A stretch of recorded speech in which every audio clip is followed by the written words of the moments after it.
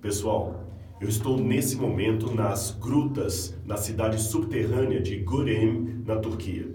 Os nomes turcos são bem difíceis de nós pronunciarmos. Esse lugar aqui é muito fantástico porque ele foi construído originalmente na época dos hititas. Os hititas são mencionados na Bíblia. Um grande império que existiu por toda a região do que hoje é a Turquia. Aliás, no passado, muita gente pensava que os hititas nem tinham existido, que isto era apenas uma lenda da Bíblia. Mas os arqueólogos confirmaram a existência desse poderoso império e esta foi mais uma evidência da historicidade da Bíblia Sagrada. Mas a história que eu vim contar para você nessas grutas aqui vem de um tempo bem posterior dos hititas. É que essas grutas foram por muito tempo usadas para armazenamento de alimentos, para estábulo de animais durante o inverno. Porém, durante o 7º até o 10º século depois de Cristo, toda a região aqui foi atacada pelos muçulmanos. Dois fenômenos se tornaram muito fortes na região. O primeiro deles é que, devido à pregação cristã que já vinha desde os tempos do apóstolo Paulo, aliás, Paulo andou pela região aqui, que eu estou justamente perto da Capadócia, da região da Galácia, daqueles pontos que a Bíblia menciona onde a pregação do apóstolo Paulo chegou. Como o evangelho espalhou por essa região aqui, milhares e milhares de pessoas se converteram a Jesus.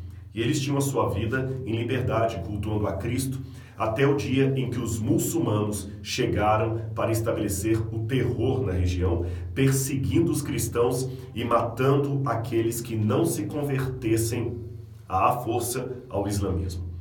Então, desta forma, milhares de cristãos, quando eram perseguidos e atacados pelos muçulmanos, tinham que se refugiar em cavernas como esta.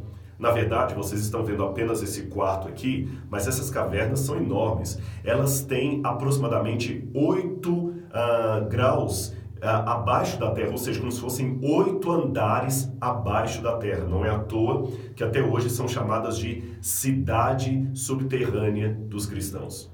Quando você anda por aqui, são corredores e mais corredores, um verdadeiro labirinto. Em alguns lugares você tem uma pedra redonda que eles usavam para bloquear a passagem caso os árabes, os muçulmanos, chegassem para atacá-los. Em outros lugares você vê o estoque de comida que eles faziam, porque eles ficavam às vezes meses vivendo aqui embaixo sem ver a luz do sol. É lógico que eles tinham todo um sistema de proteção aqui. Por exemplo, existe um sistema de chaminé que, se eles cozinhassem algum alimento aqui, o fogo poderia sair, o ar poderia entrar e assim eles sobreviveriam aqui. Mas numa vida rústica, sem nenhum tipo de luxo, sem nenhuma proteção daquela comum que você tem lá em cima na superfície.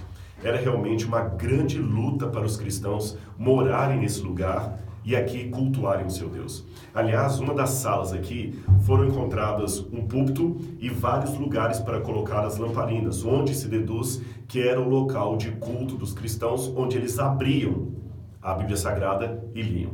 Nesta época, a Bíblia Sagrada era feita apenas de manuscritos.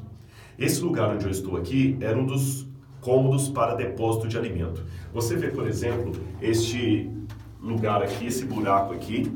Esse aqui era onde eles colocavam as lamparinas para iluminar o ambiente. Você lembra que no Novo Testamento Jesus falou: ninguém acende uma lâmpada para colocá-la debaixo do alqueire, mas no velador, e ilumina todos os que estão na casa. Este é o velador onde a lamparina era colocada.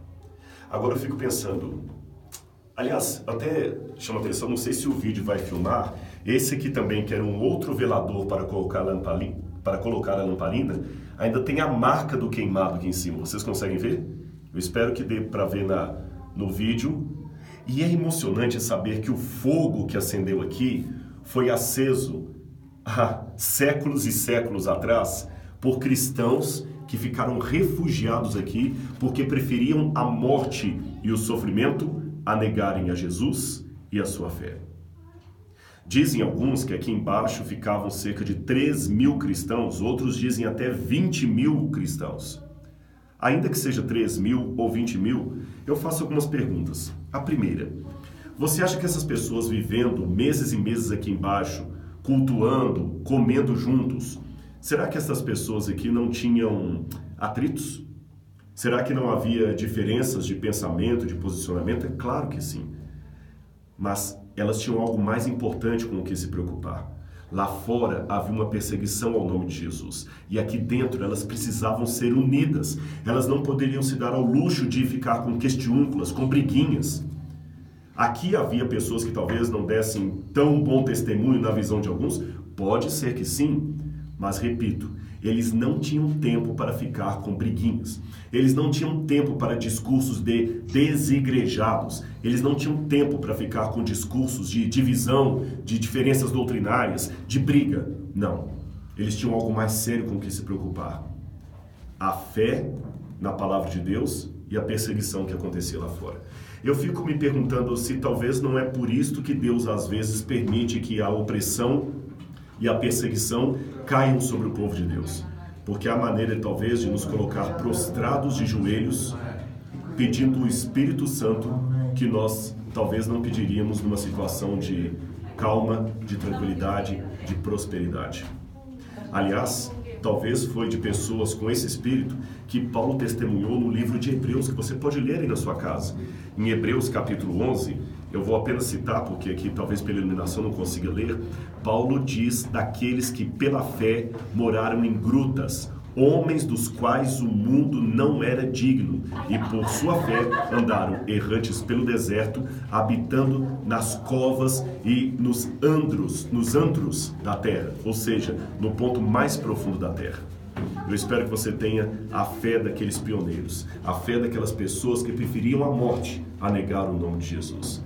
A fé que realmente move a igreja.